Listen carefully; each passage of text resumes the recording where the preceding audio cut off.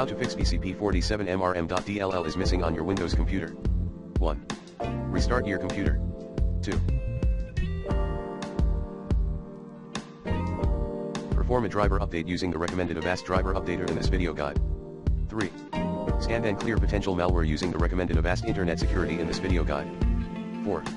Reinstall your Windows system.